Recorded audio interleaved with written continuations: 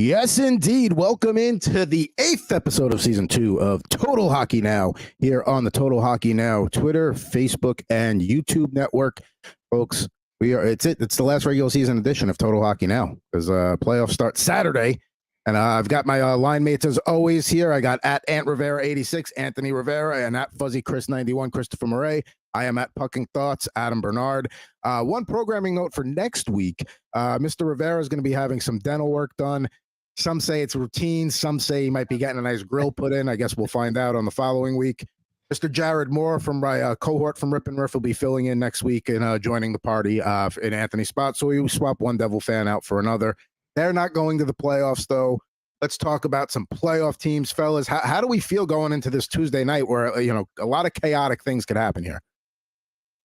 Boy, I feel like I need a master's degree to understand the clinching scenario for any of these four teams. All I know is that there is a lot that can be controlled tonight by the Detroit Red Wings and the Washington Capitals. This is for the Washington Capitals to lose, man. Like this is it. Win and you're in kind of thing. You've played 81 games. You need this one. The rest of them don't matter. This is the one that you need. It's just crazy to think that we only have a couple of, series ready to go for the, for the playoffs. And I did congratulate Adam off the air for the President's Trophy win for the Rangers. I know that that's kind of been a curse as of late, but like I said, this kind of feels a little different because it was kind of wire to wire for the Rangers. So there's really no let up for them the entire season, like there was maybe last year with Boston kind of running away with it. So we'll see what happens. But, very excited for this weekend to begin, to get into playoff hockey and to enjoy it because it's really the best playoffs in all of sports. I mean, you could talk about the NFL being, the best sport and the most watched sport. When you're talking about playoffs, it's playoff hockey and then everything else. And we're 2 days left in the regular season. Excuse me, 3 days left in the regular season. We still got things to settle out there. We already we mentioned the wild card spot in the East. We'll do a deep dive on that. That's pretty much all that's left to be settled. The wild card, Metro 1-2, Rangers and Hurricanes are all locked up. You look at the Atlantic. Let's Chris was talking about the degree that we need to get to understand. So here we go. The Atlantic's pretty easy here. Bruins clinch with a win. If they lose, then Florida wins the division if they beat the Leafs tonight with any kind of Boston loss. So there you go. That's easy enough. Boston's at home against Ottawa. Florida's hosting, Toronto playing Florida. So that's easy enough right there. The wild card scenarios, we'll talk about the West later because the teams are set. It's just more about positioning there. Let's jump into the meat of the right here of the playoffs in the East. Washington wins and they're in. Flyers win, eliminates the Capitals, but the Flyers would need Detroit to lose tonight and Pittsburgh to lose in regulation tomorrow in order for them to get into the playoffs. So they need a lot of help. Now, Detroit win. If Washington loses, Detroit wins, they're in. Washington loses, Detroit loses, Pittsburgh wins tomorrow, they're in. So there you go. That's what it basically boils down to. The Wings must finish 1 point ahead of Washington because the Capitals own the tiebreaker. So if they finish with the same amount, that's why it goes to Washington. Crazy, this free fall from the Flyers. And they don't even have destiny in their hands. So I'm already counting them out of this and just going with the three teams of Detroit, Washington, and Pittsburgh. It'd be nice to see Detroit get in there. That's the team I'm kind of rooting for to get in there. But, at the beginning of the season, I really thought Pittsburgh was going to be one of those teams, and they didn't really, come on until late in the season. So if they can just find their way to sneak in, with Crosby in there and, Erik Karlsson, Malkin, all these guys, good for them. But I'm hoping for Detroit to take it here and eliminate the other three. It can't be Detroit because they're going to lose tonight to Montreal. That's how that goes. Why? Because Lane Hudson's making his debut. Lane Hudson, he made it yesterday. Kid is electric. His kid's going to be amazing. The offensive skill is there. Everybody talked about, it might be hard for him to transition to the NHL. You can't pull off those kind of like blue line dances. Not even 5 minutes in, he's dancing the blue line, picks up his first career NHL point. puts every single hater to sleep. Now, I will say this, right? Defensively, he's going to have some work to do, and that's fine. He's a young kid. The NHL is everybody here knows how to play the game, even the worst defenseman possible, right? Like they still know how to play hockey. So he's going to get a chance to grow into it, but he looks really, really good. Detroit needed a miracle yesterday. They got it. Montreal on the road, not very good. You just know they want to spoil this for Detroit. And as they should. The Red Wings were terrible here down the stretch. So, I don't feel bad for them. I have to believe that it's going to be Pittsburgh. I feel like Crosby's just going to do everything that he can to muscle this team into the playoffs. He and Malkin, Michael Bunting coming over has looked great. Nedeljkovic has decided he's turned into just an unbelievable goalie here of late. So I think that the Penguins are just going to find a way to just muster their way into this for no reason. Also, shout out to the New York Islanders. I can't believe the team is a playoff team. They are miserable to watch. They are miserable on the penalty kill. They're a minus 18 goal differential. I can't believe the mediocrity that has made the playoffs in the Metropolitan Division. It's mind-boggling.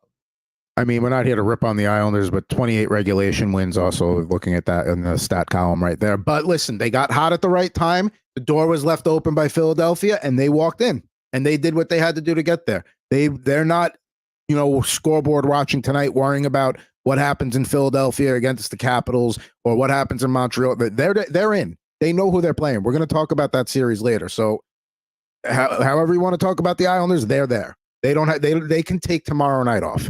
The question the Islanders have now is you got to keep rolling with Varlamov, I assume, at this point, because he's the one that got you there. But again, we'll talk about the Islanders and the Hurricanes later.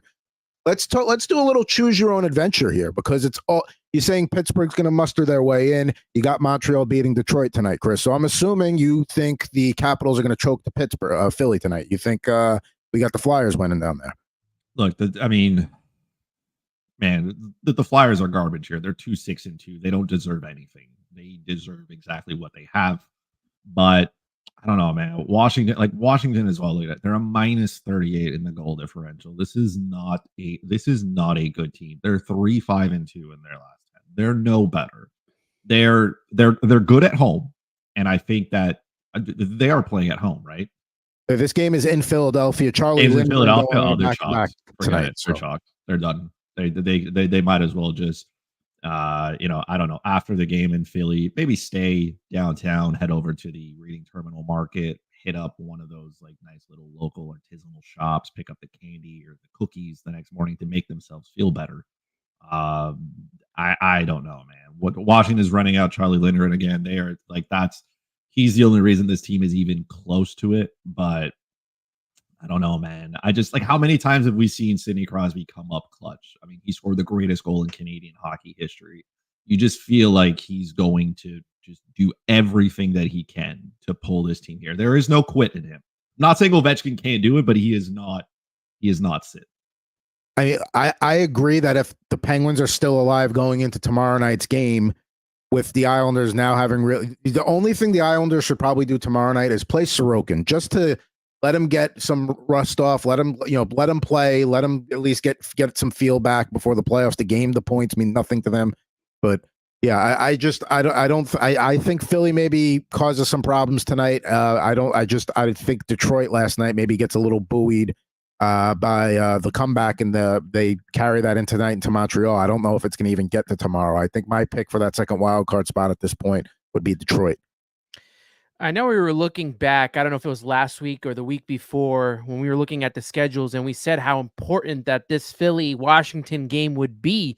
And it's, just that. Look, Philly's at home. The fans better come out and show out, because even if they don't have this opportunity with destiny not in their hands to make the playoffs, at the very least, it's is it their final home game is tonight? Yes, pretty much everyone. The only teams that have 2 games left at this point, I believe, are Edmonton and Vancouver. All right. So if this is the final game, every fan in Philly should be there. Every fan of the Flyers, that arena should be sold out for this game. I mean, after this, I feel like a lot of fans have just kind of, the fact that they're still alive. If Philly was in a if this was a true win and in game, win or go home, then I think the building is packed. But it's, you can get excited for that win all you want, but then you got to go home and root for the Islanders tomorrow, and you better hope that Montreal takes care of business in Detroit tonight. So, but you're even playing spoilers at this point. Like, you can spoil Washington's opportunity to get into the playoffs here. Like, I know that it's been a fall from grace for Philly ever since leading that like third, part in the division for most of the season. But like, you can't just give up on the team now. Like, this is a game that everyone should be at, that everyone should be watching for that, organization and for that fan base. Get Washington. Like, look at what Chris said, minus 38 differential. I know Philly's not much better, but I mean, there's no reason why Philly should not win this game tonight.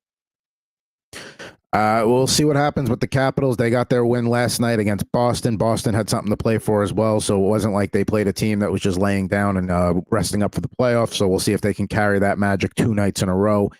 So, Ant, you said you got Detroit taking that second wild card spot, you think, or do you think Washington takes care of business tonight? I would like to see Detroit take it and get in. I'm going with Pittsburgh as well. Like, that's my thought of the team that's going to make it in, but I would love to see Detroit make it. Sorry, Chris. So we got one Detroit and 2 Pittsburghs here of getting that wild card too. So that means we all have the Flyers winning tonight because that would leave the door open for the 2 teams we're talking about there. I have Detroit winning. You 2 have Montreal winning at home playing spoilers, and then Pittsburgh winning on the island tomorrow, and what will essentially be a nothing game for the Islanders.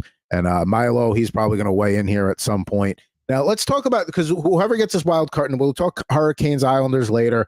The Atlantic, we've kind of known for a little bit. It's either going to be Boston or Florida at the top, Toronto playing the 2, and then the Lightning playing the division winner there.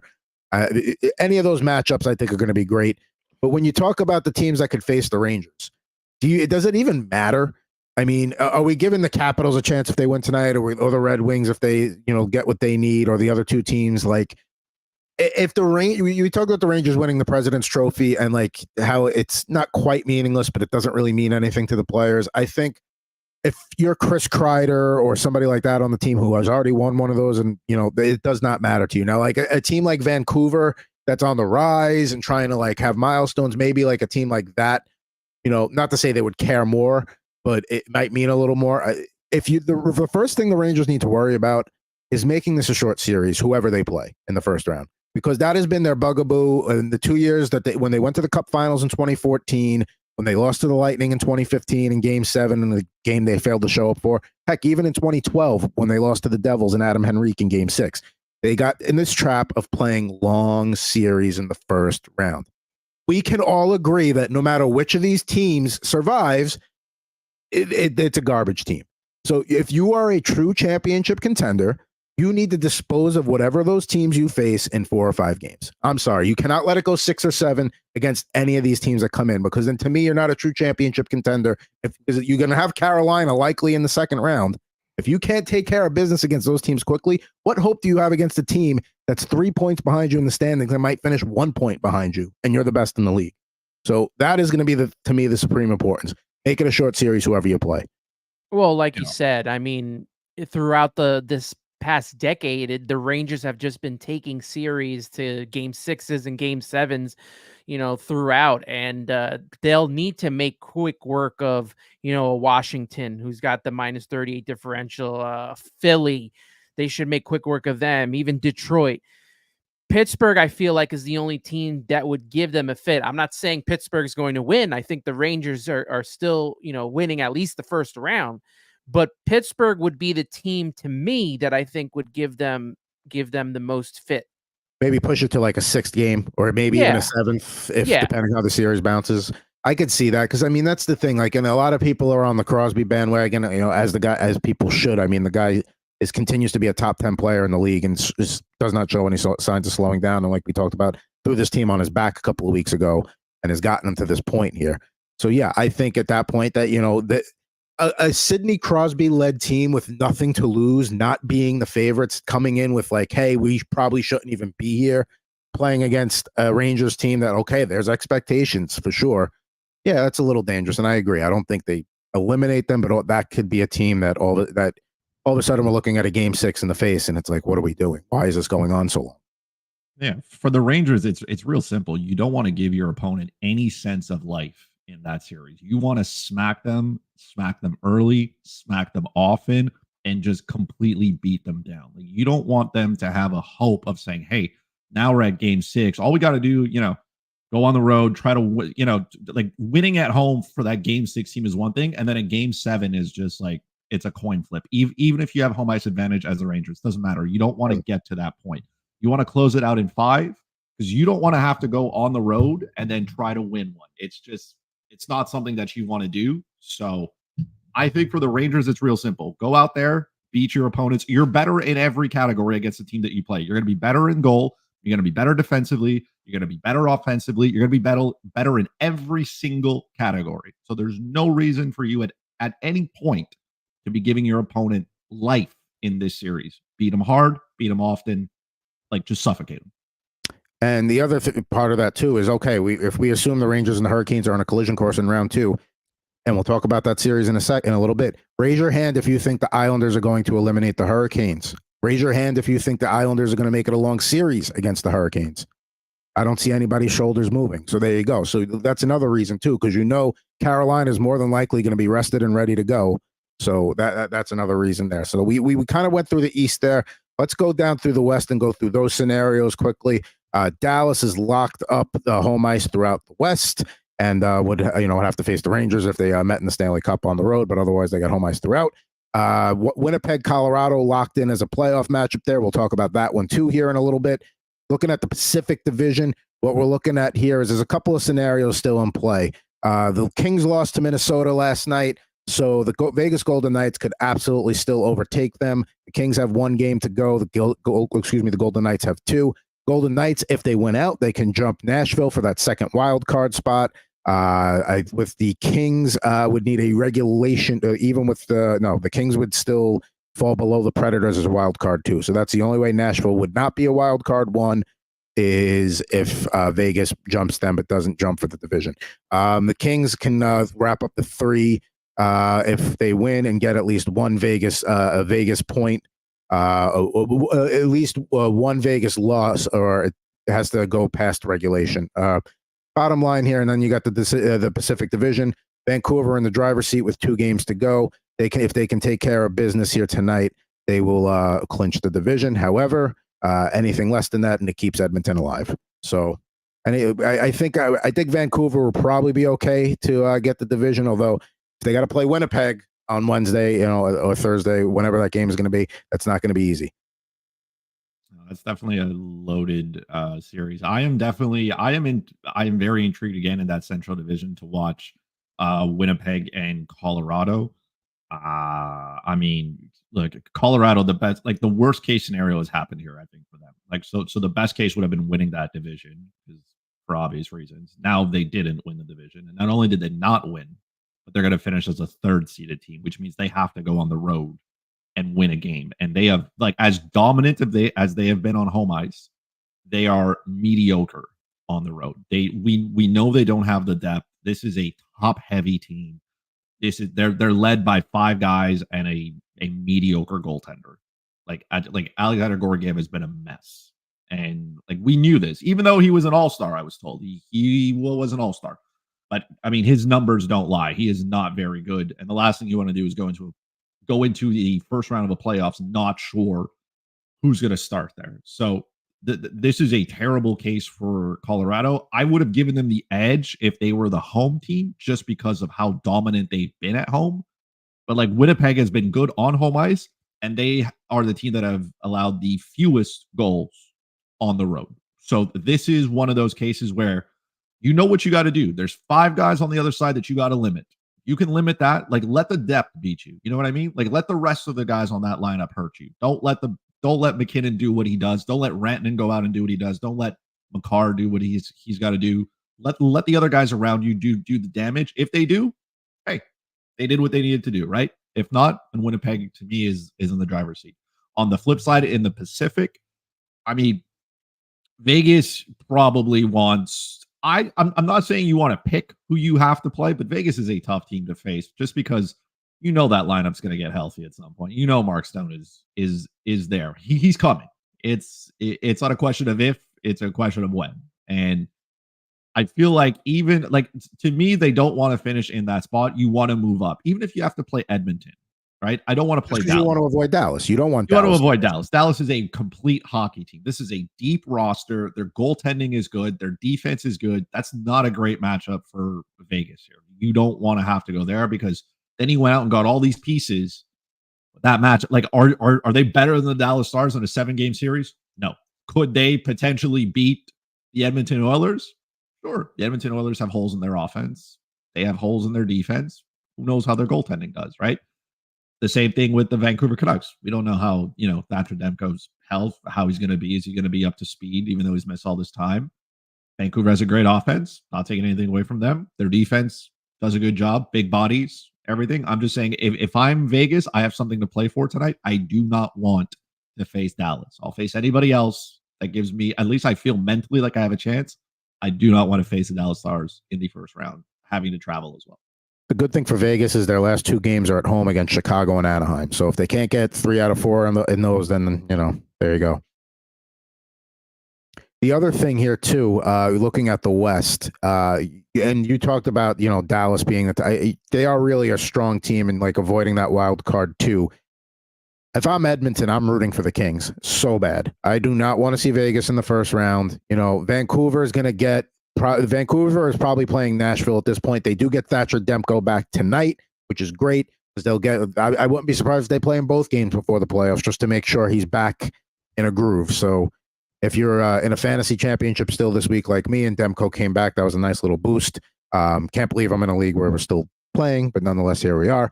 But yeah, Los Angeles is that one team out west right now. I mean, I know Colorado is easy to beat up on at the moment because they haven't looked good. Los Angeles just inspires nothing out of me at all. Like there's not a matchup where I say, oh, they could pull off an upset there in a 7-game series. It's not quite what we're talking about with the wild card 2 in the East, but yeah, they do nothing for me. No, that's definitely fair there.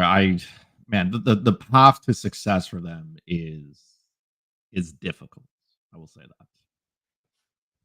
Now, before we're going to do a deep dive on the Hurricanes, Islanders, and Jets-Avalanche series here in a second, but a little bit of news coming out of the NHL today. Buffalo needs a new bench boss as they fired Don Granato.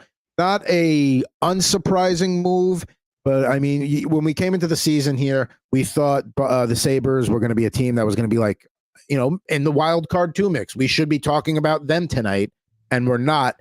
And the fact that it's not like we're talking about, we're talking about 95-point teams going for this second wild card spot. High 80s is going to get you in the East this year, low 90s, and the Sabres just were not there.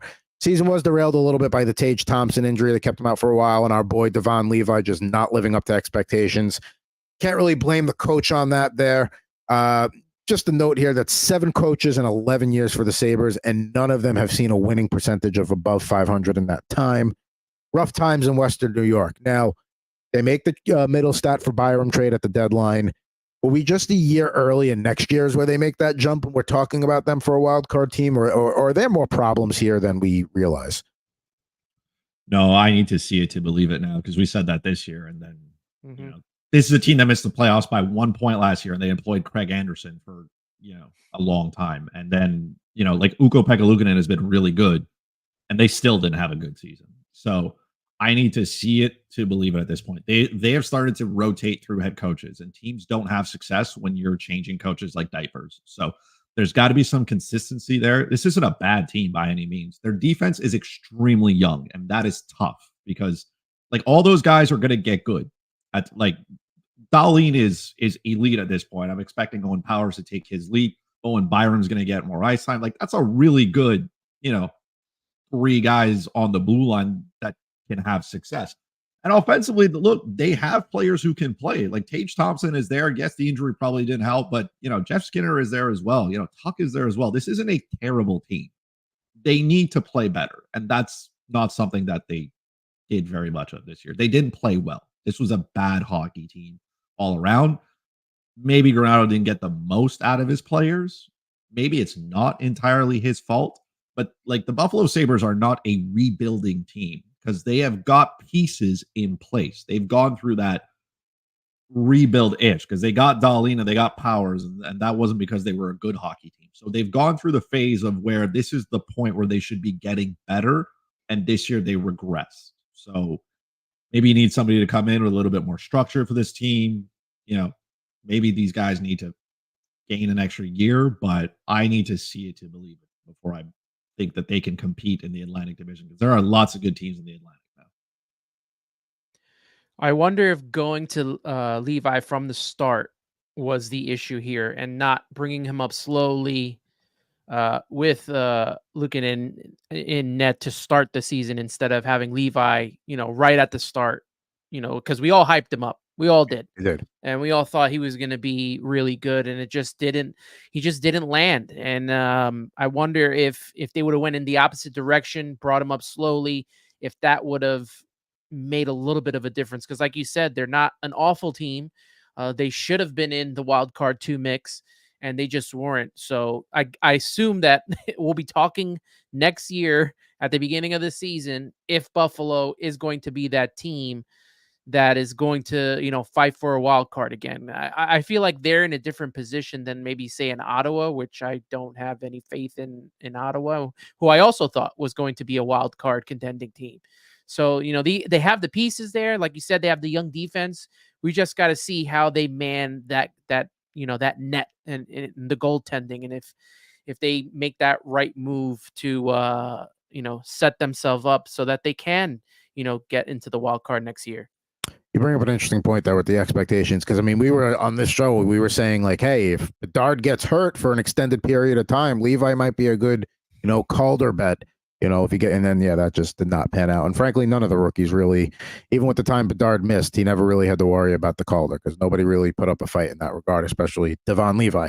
So we'll see what the Sabres do in terms of a coaching search there. Now, just to kind of tie it back to the playoffs for a little bit, when you look at like, oh, well, who's another coach that we could be fired? Well, you look at the bottom of the standings and it's like, all right, there was no expectations in Chicago this year.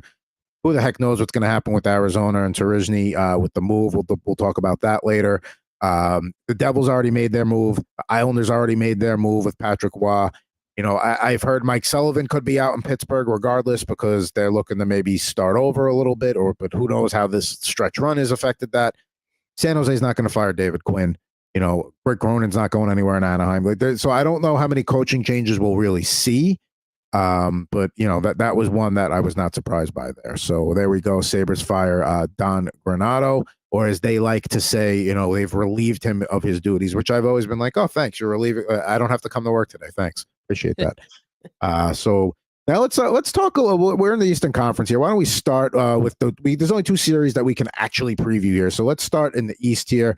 Revenge of the Fishermen here, Storm Brewing.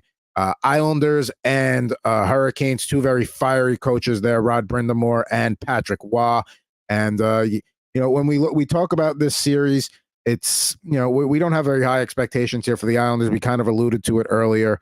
28 regulation wins, had to win at 7 out of 9 down the stretch just to even get in and clinch the 3rd spot in the Metro. I can't believe there's a 3rd spot that was left open that long. Carolina. The thing about them is the Rangers have been playing so well, but so have the Hurricanes. But the Rangers have just been so good. There has not been a window for Carolina to make up any ground on them to get their, time in the limelight there. They're just quietly going about their business, winning hockey games left and right. Is there any reason to think here that the Islanders could pull off an upset of more than a game or 2? I don't really think so. Varlamov's been playing well. But that I don't know how long that's going to last. And, Carolina's just built for this playoff. So I got to take the Hurricanes here and we'll see how it goes. Yeah, no, the Islanders are just miserable. This is like they have no reason to be there. They are inferior in every single category. The Carolina Hurricanes have a healthy Freddie Anderson. And when he is healthy, he just stops everything. The Islanders are I think they finish as the worst penalty kill in the league. And now you go into the playoffs where, special teams are important. Their goaltending situation is a mess. I have a feeling that Patrick Waugh is going to lean on Varlamov. He's the veteran. He had him in Colorado. He saw what he can do. I'm not going to question the goalie whisperer, right? Patrick Waugh's done more than enough winning to know what he's got to go with. But Like Sorokin was supposed to be the guy, and like who knows how long Varlamov has his leash if it doesn't work out. I mean, the Islanders are they're just so bad in every sense. This is like Carolina has, again, same thing like the Rangers, come out early, hit them hard, hit them often, suffocate them. Do not give the Islanders any sense that they belong here, because they don't. You don't want that false sense of like maybe we can kind of mentality, right? Like that's what the Bruins did last year. They let the Panthers believe that they could, and then evidently they did. So you don't want to give those teams any type of hope. You want to just absolutely suffocate them, like run them out of the building game one and say, hey, we are here, right? The Hurricanes, we are here because we deserve it. We are better than you on every single front. We're going to go up 2-0 at home. We're going to do it in convincing fashion. And then we're going to go back to Long Island and do it again. And just don't give this team any chance. Because even if they, like, we don't even know, like, if Noah Dobson's going to be ready for game one. And he was by far their best defenseman. So there's just nothing working in the Islanders' favor.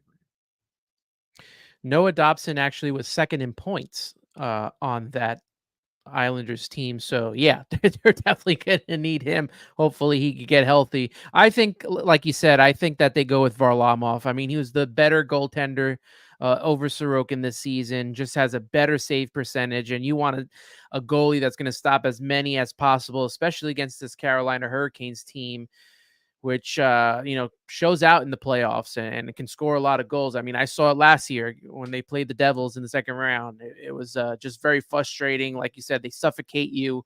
And I think that this is going to be maybe a 5-game series with Carolina taking it.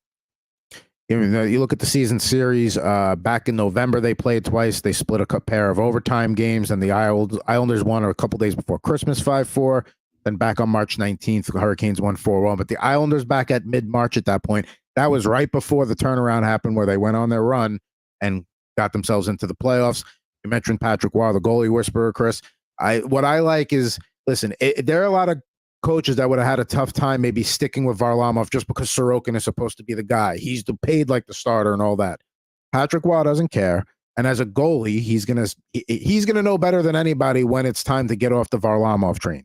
So he's going to know when, and if that's even if there is a time to get off the Varlamov train. And, we'll see if that, I don't think at any point he's going to be the reason that the Hurricanes jump them.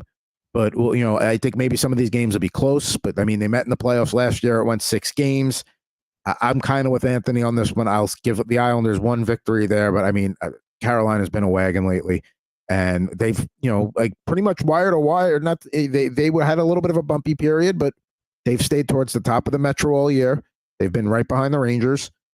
I mean, it's got to be Carolina in 5 here. Well, like you said, right? They were right there with the Rangers the entire season. Did not let up. Even through the injuries at the beginning with the goaltending, they found their footing, and they were just 3 points away from winning, the President's Trophy. And you look at the Islanders team, which it's just been an up and down, like a roller coaster all season long. And how many times did they blow games late and lose in overtime? Like that still has to stick in your head when you have a complete team like the Hurricanes.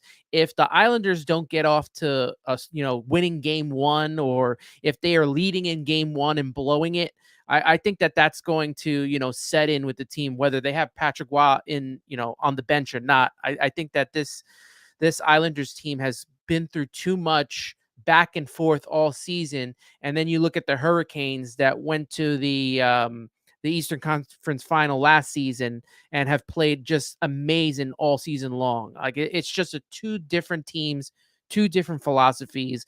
And the Hurricanes, to me, are the team that's going to win that one. And the Hurricanes last year, one of the only reasons, not to say the only reason they lost to Florida, but Sergei Bobrovsky decided he wasn't really just going to let any pucks in for about a week and a half. So that was the reason why Carolina did not play bad in that series. They just, much like they couldn't catch a break with catching the Rangers this year, they couldn't catch a break against Florida last year. I mean, the Islanders, they had 2 different 6-game losing streaks this year. I believe one of them was before Waugh took over. But, they're a streaky team. And, what they really, if if they want to have a chance in this series, got to steal game 1 on the road or game 2 on the road. You got to come home with a split. You don't do that, it's going to be very tough. So that's the first step right there. So, maybe they come in with a little momentum. Maybe Carolina hasn't really had to play a meaningful game in a while. Maybe there's a chance they can jump them early in game 1. I just don't see it. I know in the Stanley Cup playoffs, upsets are way more common than other sports where 8 seeds beat 1 seeds or the 8 seed equivalent. I don't see it here with like a 7-2 or whatever we're going to call this equivalent. I just don't see it happening. I can only see 2 teams possibly doing some sort of upset, and they're both in the Western Conference, whether it's Nashville or Vegas. Those are the only 2 teams. No one in the East, I think, is pulling any upset at all. So, Chris, we've both said Hurricanes in 5. What do you got? Hurricanes in 5 as well. Maybe the Islanders get 1 just because they're desperate, but I can't see it getting further than that. Sorry, Islander fans. This is not the podcast for you today. Apparently, listen. I don't hate the Islanders like a Ranger fan normally should. But yeah, it's not disrespect. It's just the matchup you got here. But who knows? Maybe even just the get Islander a better fans, team. Maybe the Islander fans feel the same way. Maybe they're just going with it this season. Like, I don't think they expected to be in the playoffs this year. So maybe they're just like, you know what? If we get a couple games here, good. If we win a series, even better. But I think they're just going with the flow. And that's probably the take that the players should take as well. Like, we're here. Let's do our best. And let's see if we can get a game, like you said, in Carolina, split the series, and we'll work from there. And this year they come in as a 3 seed as opposed to a wild card team. So, if you want to say that's improvement, there you go. There's something to hang your hat on there. Something to give you a chance. Now, the one series we know out west, we've known this one for about a week here. You have a tale of 2 cities. No, we got a tale of 2 goaltenders here. You got a likely Vezina winner on the right in Connor Hellebuck, and not going to win the Vezina trophy on the left in Alexander Georgiev. So this series, like Chris mentioned earlier when we were going through the West playoff scenarios, this is a top-heavy Avalanche team versus a we will say deep and well put together, well-rounded Jets team. The blue line for Colorado definitely better than Winnipeg's, but the goaltending doesn't even come close. Hellebuck definitely the advantage over Georgiev. The Avs are, just not playing good hockey down the stretch here. They blew a 3-0 third period lead to Vegas. They may have to play Edmonton. They're going to play Edmonton to wrap up the season. Maybe that's a little bit of a warm-up there. Meanwhile, you got the Jets on the flip side have won 6 in a row heading into tonight's game against Seattle. Just 2 teams coming in different directions. Maybe if you want to maybe look on the positive or try and spin it positively for Colorado, maybe they're getting the junk out before the playoffs. They're getting all the bad stuff out before the playoffs, and they'll get that right because they are a team that's been down this road before. They are experienced. I don't think they're gonna. I don't think the play over the last week is indicative of how the series is going to start with Winnipeg. And I think this one's a little bit closer than some people are giving Colorado credit for. But I'm curious to hear what you guys think. Winnipeg, Colorado. There's no question that the Colorado Avalanche are a good team. Yes, they are a good team on home ice. Like on the road here, they are 19, 16, and 6. Very respectable-ish, right? Those are not Stanley Cup winning numbers on the road, though. Here's the part that kind of gets me. They are scoring goals for 3.17 goals per game on the road, which is fine. It's not terrible, okay? At home, though, this team at home, they are scoring 4.18. That is a full goal more at home. They finished they're at right now 39-1 on home ice. They are elite at home, and that is expected. It is tough to go into Colorado and win games, not just because of the altitude, but because they are a good hockey team on home ice. But the gap is so wide, right? And in order for you to be a good team and actually win a Stanley Cup, they've been there, they've done it, so they know how to do it. But you got to go on the road and win hockey games. And now they got to go up against the Jets, who are the best team when it comes to goals against on the road. I know these are all regular season numbers, but those numbers still have context and they have meaning. So unless the Jets completely fall apart, like Connor Hellebuck is the elite goalie in this series. And now, it's going to be tough for him to go into Colorado, and maybe he has to steal a game, but Is it more likely that Hellebuck goes and steals a game, which the Jets don't even need on the road, or Alexander Gorgiev going on the road and stealing a game, which they need in order to win this series? I I know what side I'm going on. I trust Connor Hellebuck a lot more. I'm not saying he can't get lit up. The Jets still have to play well, but man, like even if the Jets lose all 3 games in Colorado, it doesn't matter. They have the home ice advantage, and I think in this series it makes a difference. Expecting some whiteouts in Winnipeg, despite the ticket prices. I mean, I'm assuming people are who knows? Winnipeg probably is going to get snow next week just because it's Winnipeg, right? There might be more like white outside the arena than inside of it. But I'm hoping Jets fans show up to it. That's a good series. You should want to be there no matter what. Yeah. Do we worry about Kidney. You don't Colorado even need 2 to infiltration? live. Sell a kidney. What are we doing, Winnipeg? Do we worry about Colorado fans infiltrating the building on the road there? I mean, Denver to Winnipeg isn't that far of a flight. Try to convince somebody to go to Winnipeg. Yeah, that's I'm not. Look, Winnipeg. It is what it is. But it's like convincing somebody to go to Columbus. I get it. Exactly. And I've been to Columbus. Don't. It's fine. It's fine. Yeah, as we've been talking about over the last couple of weeks, all the different scenarios for the playoffs and all the different series we could possibly see, the West was the strongest to me to put together some good series. This is one of them. I could see this going 7. Winnipeg, has 2 good goaltenders. Obviously Hellebuck's going to get the starts for all the games, but Brousseau's not bad himself, and both of them are better save percentages than what Colorado has in net. But what Winnipeg is going to have to watch out for is definitely McKinnon, Rantanen, if they could shut those 2 down, because 138 points, 103 points between those 2. And you got Cale Makar also with 89 points, way better than what the Winnipeg has on their offense. So I'm looking for this to be a really good series. If they can shut those 3 down, if Winnipeg can shut those 3 down, that we're going to have ourselves a really solid series. And I'm going to go on the Winnipeg train. I've been on it since the beginning of the season, since they re-signed Hellebuck. And I think that this team is ready to take the next step. And look how far they come from last year at this time, where they had lost 4-1 to Las Vegas, and it looked like they were ready to sell and rebuild.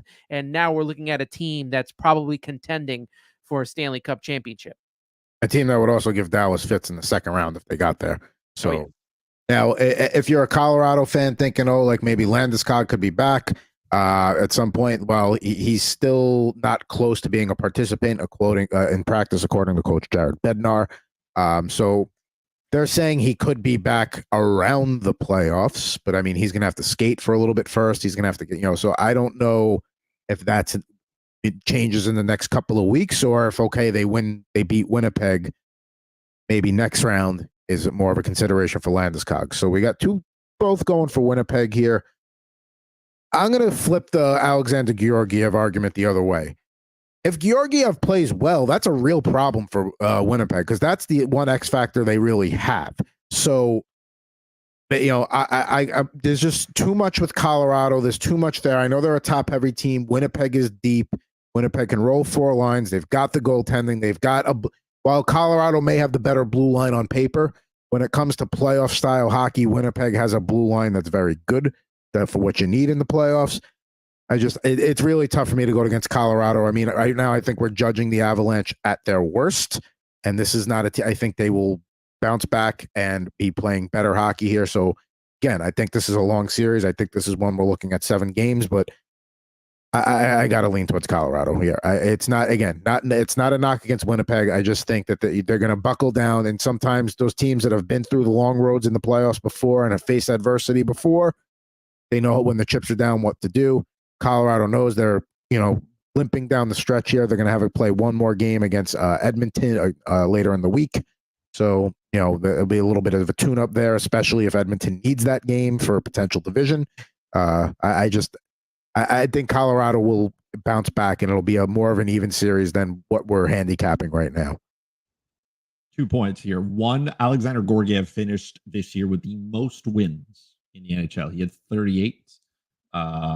He finished with a 3.02 goals against average, 897 save percentage, which is save percentage now worse than when it was at the All-Star game, which was 0.899. Number 2 behind him in wins, Connor Hellebuck with 36 wins, a 922 save percentage, 238 goals against average, 5 shutouts. He allowed 44 goals less than Alexander Gorgiev, and he saw exactly 5 shots more in 3 fewer games. So, I mean, when's Alexander Gorgiev waiting to be good? I don't know when he's waiting for it. Man, it's hard to put stock into him at this point, especially on the road. He has not been good. He is a disaster. And I know Colorado's won a Stanley Cup with a goalie that was, Darcy Kemper, which was Darcy Kemper. He was not even good. playing for the Capitals, and they choose to go Lindgren back to back over playing. I mean, even the Red Wings are going with a Reimer-Leon split between the 2 nights. That's how much the Capitals trust Darcy Kemper here. And even in that series, even in that Stanley Cup run, like Pavel Francouz came in and was really good in the games that he played. So, I mean, I don't even know if Gorgiev finishes the series. His leash has got to be shorter than the one that I got from Milo to make sure that he doesn't get too far off from me. Like Gorgiev's leash here, 2 inches at best. If Winnipeg gets out to a 2-3-0 lead or something early in a game or something, and Gorgiev doesn't play well, and then Anton comes in and he's decent, Colorado has a comeback or something, or at least makes the game close, I don't know if we see Gorgiev again. And Justice Anunin would be the starter at that point. I mean, they have not. The Jets haven't seen him this year. The one time they did not play Georgiev, they played Prosvetov is how you say, however you say it. But that was the one goalie they saw. So I mean, that would there is the advantage of the unknown there. That you can go to that. But I listen, on paper, Winnipeg makes sense. I just think I think we're judging Colorado at their worst, and I think that they're going to be fine come this weekend, and things will get going. So we'll see how the chips fall. And they got to settle it on the ice. There's still a lot of matchups left to be decided. Hopefully, by the end of the night, we know a lot more, and then we'll see what happens with meaningful games for tomorrow and the rest of the way. Now we talk plenty of playoff hockey here. One of our favorite topics on this show, of course, is the soon-to-be former Arizona Coyotes, but maybe just for now. When we did our show last week, news started to come down. We had the news at that point about the 2 separate schedules for a Utah-based and Arizona-based Coyotes team. Things quickly escalated from there in terms of details and news that were coming out. And, of course, now we know that the Coyotes are going to relocate to Utah. And much like a Cleveland Browns, Baltimore Ravens situation, the name Coyotes is going to stay in Arizona, but the history and all that stuff and whatever they end up calling the new team is going to be in Salt Lake City. The NHL Board of Governors still has to approve it, but let's face it, I don't see them holding that up. Arizona, the Coyotes originally took base in Phoenix in '96 when they moved there from Winnipeg. Utah Jazz owner Ryan Smith is bringing the team to Salt Lake City. They're expected to host the Olympics in 2034. They hosted it in 2002. That was when Canada broke United States hearts before Sidney Crosby. That was the time they did it before that. Then, if you're saying why Salt Lake? It's one of the fastest cities in terms of growth, in terms of jobs. It's a high-tech industry area. Geographically, it makes sense because you don't have to realign any divisions in the short term. So, it makes sense there. Coyotes' current owner, Alex Marullo, is going to get $1 billion in the sale, and he's also going to have a window in the next 5 years if he can get the arena done. So he's still going to put in a bid on that site where they don't have water ready, apparently. If he can make an arena work where they have shovels in the ground in the next 5 years, he will get first crack at an expansion franchise before Houston, before Quebec, before Atlanta. So that is one advantage there, but it's a sad ending. To have it, it's one thing if you had known coming into the season, hey, this is the last season, last hurrah. To have it all unfold within a span of a week or so, that's just not right to the fan base. I know it's not a huge fan base. I understand all that, but to the people that are, that's just not right. That lose your team like that. At least the Oakland A's, we've kind of in the Bay Area here where I live, we've known for a while that this was going to happen. It was going to happen, and it finally happened. We kind of knew it was going to happen in Arizona, but it went from, well, they might stay to they're gone. You know, it's so Arizona Coyotes for how the way all of this came out with the story leaking, and then like the players didn't know, and then Bill Armstrong having to go down, tell the players because Tourigny was like, hey, we all need to know what's going on. Like, it's so Arizona in the way that this is. And usually this would be the part where I poke fun at them, but like, this is a tough day for the fan base. And there are people who care about hockey there, and it has given us, it gave us Austin Matthews, and we will forever be grateful for that. But like, the people who lose here are the fans, and there are people who care about the sport. It is always good to grow hockey, especially, around the Sun Belt where, it's hard to put ice. And it is unfortunate because also, like, think about it. There are people that are losing jobs, and there are people who, who care about it and all this. Why? Because, the worst part is here are the true winners. Marullo and his $1 billion check that he's going to get for this team, yet his unwillingness to spend money. Like, it is no secret that the Arizona Coyotes didn't pay their rent when they were at whichever arena they wanted to be at. There were stories about how the hotels needed a check before because they weren't paying their bills for that as well. I don't like, at least Ryan Smith and the group that you have in Salt Lake, they have some deep pockets. And we've seen teams with deep pockets, what they're willing to do. Vegas being a good example. They spend money, whether you want to say they're circumventing the cap or whatnot, like, don't hate them because of what they're doing. Be mad at the teams that refuse to do what they do. Vegas is willing to go out every year, spend money, be competitive, put a great product on the ice. The Arizona Coyotes are not. They are a dumping ground for bad contracts. That's what they've become. They're just not it. And it's a shame because this team has players that are coming up now. There are kids in the system that are going to make this team good. And it feels like they're just ripping it away from all those fans now. Now that they're maybe sniffing decency, they're going to be shipped off somewhere else. I don't know why Marullo would get another shot at Oda. You clearly were unable to do it the first time. I don't know why it would work the second time. So the reasoning there was to give him that sort of like pseudo guarantee is that he could have easily dragged this out through a long drawn out legal process that could have impacted the start of next season probably. So when you tell somebody we're going to sell the team for 1.3 billion and we'll give you 1 billion, yeah, I'm not going to put up a fight either. Sure, he's taking his money, and look, this like I said, he gets paid, which is fine. The NHL, don't forget here, they technically buy the team and then sell it for 1.3 billion. That $300 million is being split by the owners.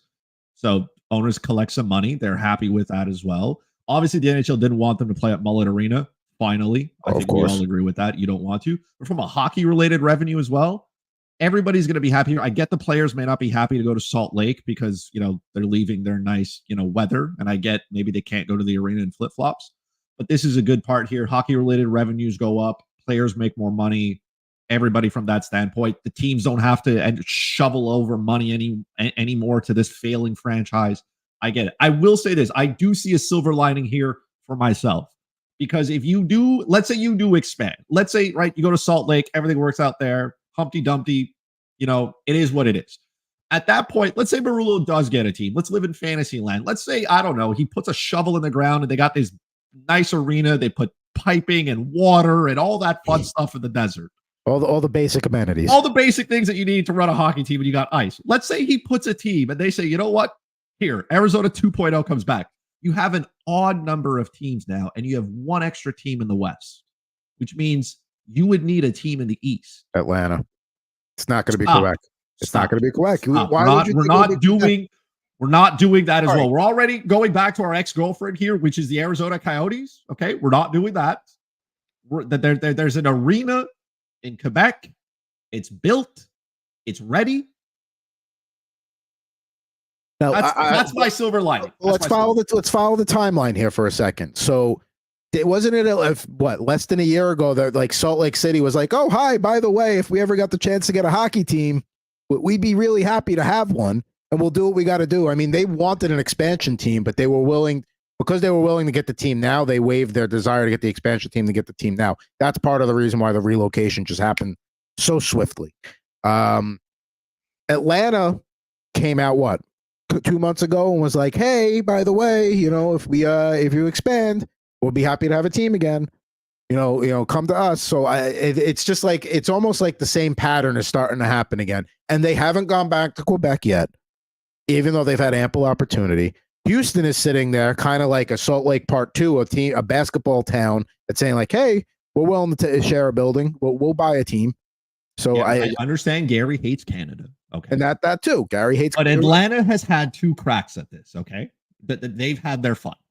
So get to the back of the line. I'm not happy with Salt Lake here. They bought the express pass and paid $1.3 billion to get it. That's an expensive fast pass. It's like if I had $1.3 billion, I'd probably do the same thing. I don't. I have maybe $1.13, which not the same amount of money. So, Milo has money.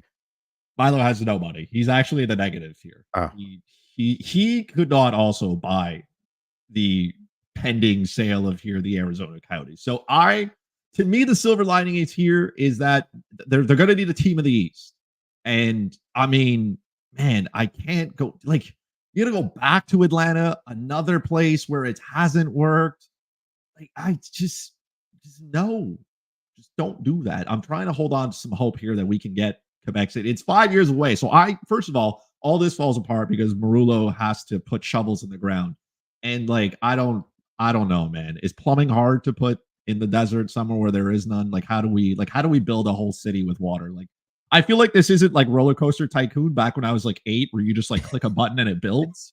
I feel like there's more involved with that. So I don't know how hard it is to put piping in the ground and an actual rig. It's who's going to pay for all of it. It's not how you do it. It's not the resources. It's not the Marullo's got $1 billion now. I understand that he would have to buy the team back for $1 billion, but still, he could go out, find some partners and stuff. Anyways, there's a lot, there's opportunity there. I'm just saying a lot of things need to happen for this. I'm living on Fantasy Island, and I'm living with having to trust Marullo, but I would not give him a team again. You blew it, buddy.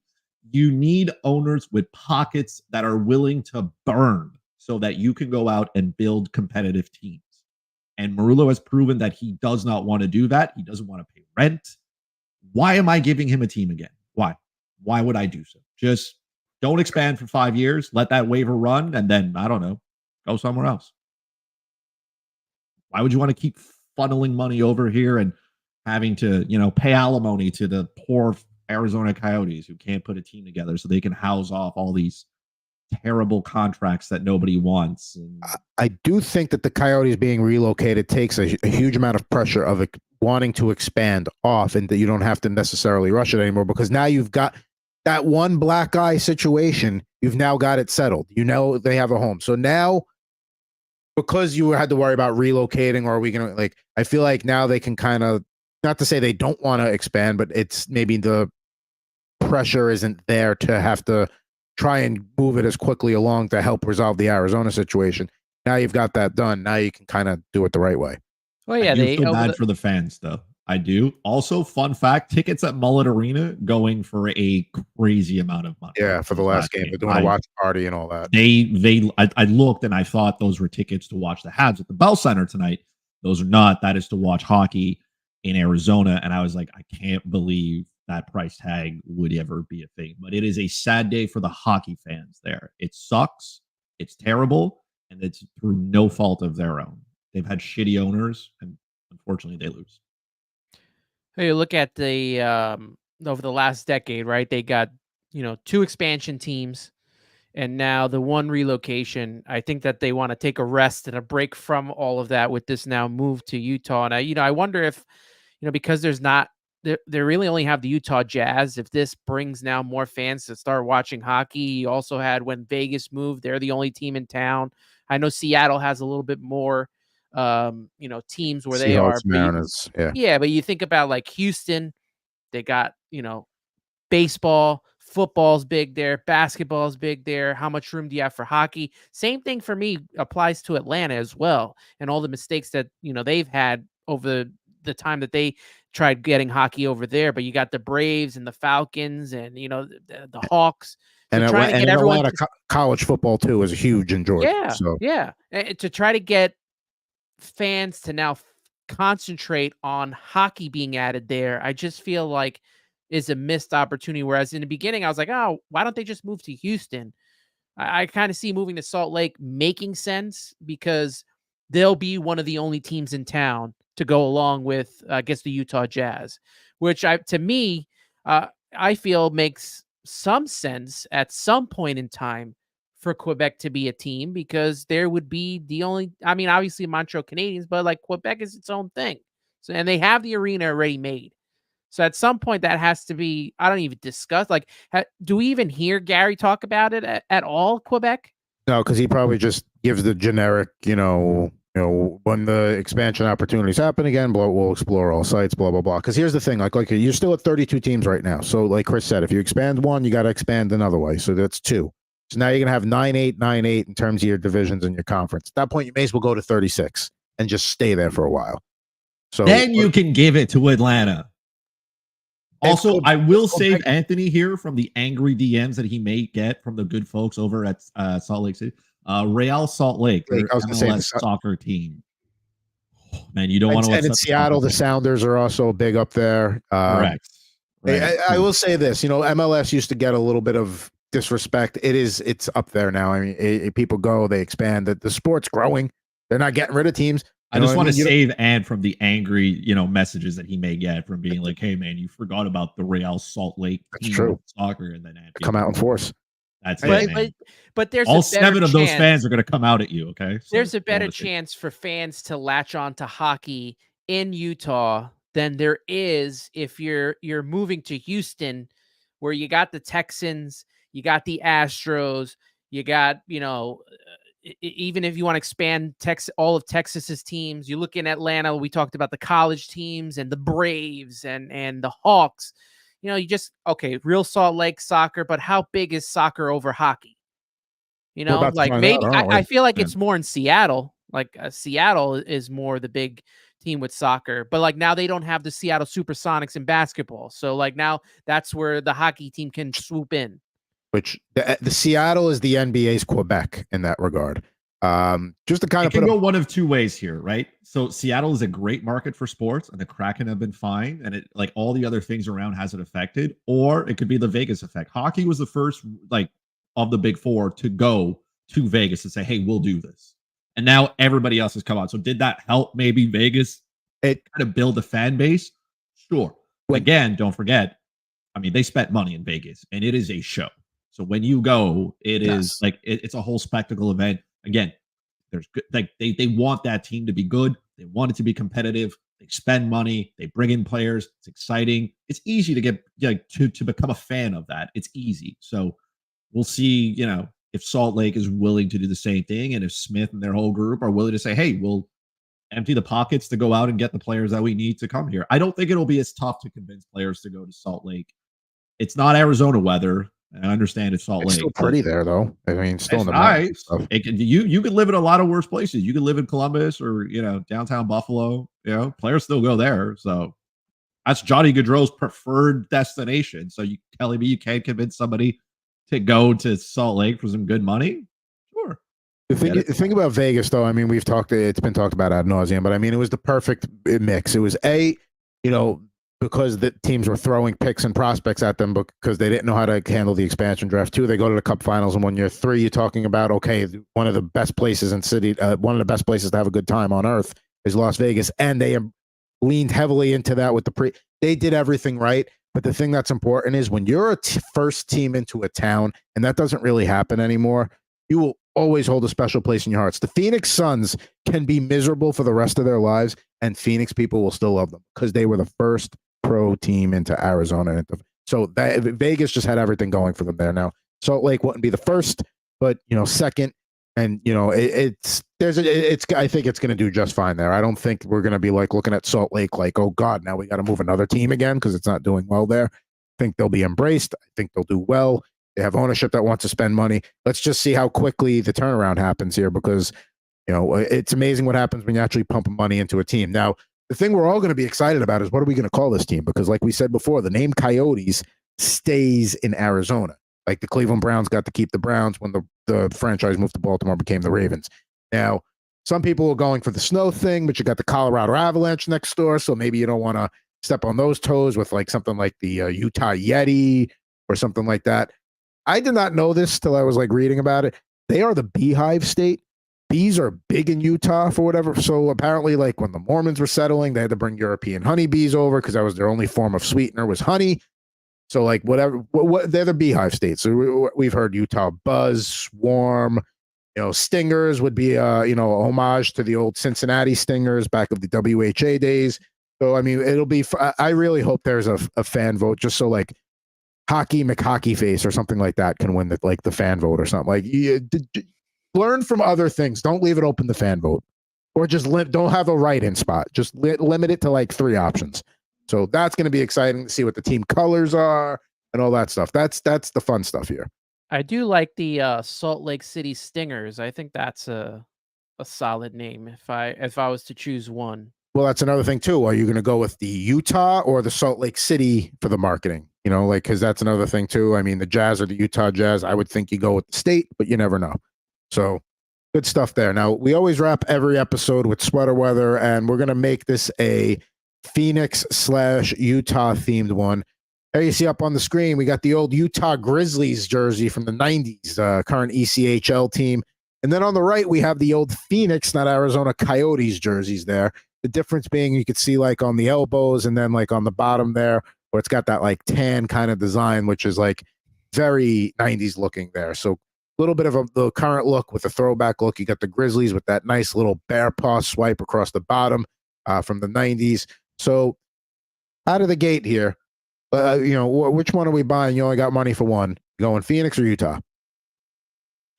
I'm gonna go Phoenix. It's an easy one for me. I mean, the Kachina is obviously a classic. That too is sad that that you won't get to see that on the ice. They've gone through so many different logos. They tried to make it more modern. Nobody wants that. Everybody wants the old logo. Everybody loves it, and for good reasons. Nothing wrong with the Grizzly jersey. Looks very nice. I could probably do without like the claw down it. Makes it very like childish, but I mean, it's an ECHL jersey. It's more than fine. Grizzlies is a great name too, as well. So like, I wouldn't worry if like maybe they, I don't know, folded the ECHL team, moved it somewhere else, and then the Utah Grizzlies of the NHL kind of came in. That would be fine. I would live with that. But Phoenix Coyotes jersey for me is just, it's hard to beat that one, man. That's a top 3 in my mind right there, up there with the Anaheim Ducks jersey as well, like the Mighty Duck kind of thing. It will be interesting to see what happens with if they're going to try and have an ECHL team share a city with the NHL team, or if they're going to move to. That's a whole other thing, though. I'm not crazy about so much stuff going on in the jersey, but Phoenix, I think it works for. Like with and I know the logo is great, but all the colors and the designs on the jersey, like I usually would steer away from that. But with this one, I really like. I like the color scheme. I like everything. It just, I don't know, it breathes Arizona to me. So I'm going with the Phoenix Coyotes one. Like Chris, I don't like that paw scratching through the jersey. It looks misplaced with the Grizzlies logo right in the middle. I feel like that could go somewhere else, or if it was just the paw or something like that, maybe it would be different, but it just looks weird right under the actual Grizzlies logo to me. And then you have the stripes as well on the bottom. It's just weird. All right. So I'll admit, maybe if you're going to go with the swipe, you go with the swipe, or you go with the stripes, you go with the stripes, not both. I love that Grizzlies jersey. That's not a knock on the Coyotes jersey. I mean, when I went to the Coyotes team store back when they played in Glendale and I saw the Rangers play there, this was they had the other logo at that point, though, kind of like the Desert Dog one. And not the Kachina one, and I still wanted this. This is a class. This logo will never. It's an all-timer right here. This goes up with the Nordiques and all that. But I love the kitschiness, we'll call it, of that, like the bear claw swipe across the bottom. Maybe it would have been better suited on the back of the jersey below the numbers versus by the because it's a little too busy. If you could see the modern Utah Grizzlies logo on the right side of the screen there with the broken stick. I like that the Grizzly on the left kind of looks like he's like up in the morning and he's angry that he's got to go to work and he's carrying the hockey stick like his briefcase. He's got to go out to the door again, go back to the rink. I just love everything that's happening in that jersey. I like the colors. I like the logo. I like the bear swipe. And you got the little bear paws on the shoulder patches. Yeah, give me that Utah Grizzlies jersey all day. All right, Adam hates Phoenix. The Phoenix. I like Phoenix. I've been to Arizona 3 times. It's a lovely state. I've been to Petrified Forest National Coyote fans are mourning, this week. And then Adam's just like, yeah, man, just Grizzlies. Give me the Utah jersey. Yeah. Give me the Utah jersey. We're just putting salt in the wound here for them. Poor people. I've been to Arizona 3 times. Once was for a spring training work trip with Mad Dog Russo, which was fun. Then I went for a Rangers road trip 1 year to see the Coyotes, and then drove to the Grand Canyon. Then another one, my wife had a work conference in Sedona, so got to go and explore Arizona. I love Arizona. It's just maybe hockey's not the right fit for now. That's what it really boils down to. So we got 2 votes for the Coyotes, 1 vote for the Utah Grizzlies there, and my vote counts more, so I won. So there we go. There we go. There we go. That's a very Gary Bettman stance that you took there. I'm going to throw out my theory on why he hates Quebec, and I sent this in the group text to you guys. I think Bettman, back in the 90s, was dating some chick from Quebec City, was completely head over heels for her. She dumped him for probably some commissioner from another sport, and he said, and she was a big Nordiques fan, and then said, you know what? Because he was spurned by her, said, you know what? As long as I'm alive, Quebec will never have another hockey team again. You heard it here first, folks. That is the reason why Quebec cannot have a hockey team. He's hanging out in Quebec City, took a little trip up to like one of the outskirts, one of those towns. Maybe he went, found a girl from Lévis or Montmagny. Maybe he went farther out, Saint-Georges-de-Beauce, and then her name was like Gabrielle, and she broke his part. Tremblay, obviously, if you're from Quebec, you know.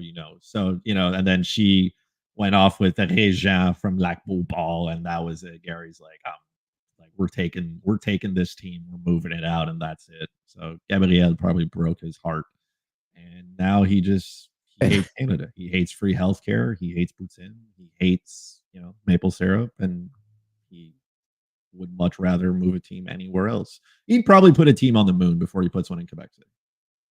To be fair, I would probably. I mean, it's probably cheaper for me to get a flight to the moon than Quebec City, but we'll see.